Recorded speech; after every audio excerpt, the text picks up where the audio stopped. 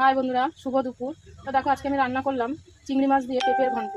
দেখো রান্নাটা আমি কিভাবে করলাম তোমাদের সাথে শেয়ার করছি। প্রথমে আমি পেঁপেটাকে এরকম কুড়িয়ে নিয়েছি,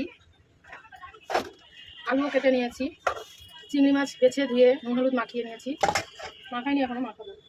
আর এখানে আদা রসুন কাঁচা লঙ্কা টমেটো সব পেস্ট করে নিয়েছি, সাদা জিরে বেটে নিয়েছি, এই পেঁয়াজ কেটে নিয়েছি। গ্যাসটা জ্বালিয়ে নিলাম। রান্নাটা আমি সর্ষের তেলে করবো। গোটা গরম মশলা, দারচিনি, এলাচ, লবঙ্গ বেটে নিয়েছি। অল্প তেল দিয়ে দিলাম, আগে চিংড়ি মাছটা ভেজে নেব।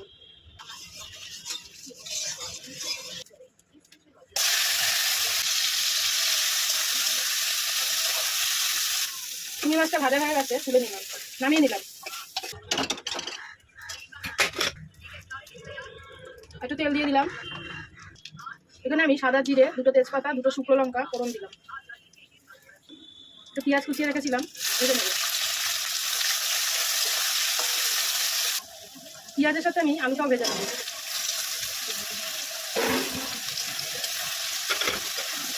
আলুটা অল্প ভাজা হয়েছে, নুন দিয়ে দিলাম, হলুদ দিলাম,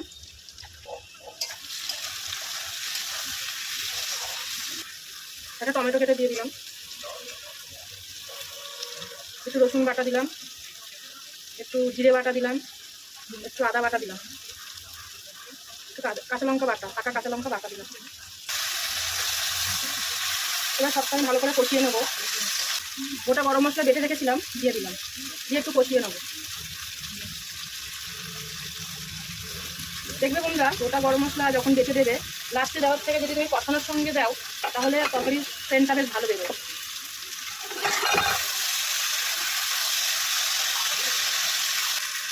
আলু দিয়ে মশলাটা কষানো হয়ে গেছে, এবার আমি পেঁপেগুলো দিয়ে দেবো। কুড়িয়ে রেখেছিলাম, পেঁপেগুলো দিয়ে কষাবো।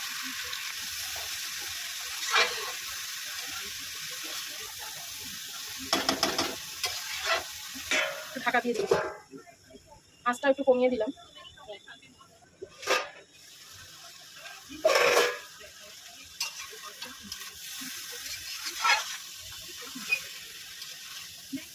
চিংড়ি মাছগুলো ভেজে রেখেছিলাম, দিয়ে দিলাম।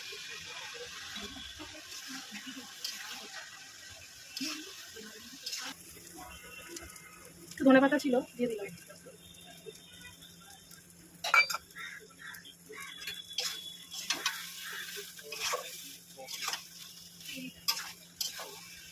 রাখছি বন্ধুরা, রান্নাটা কমপ্লিট।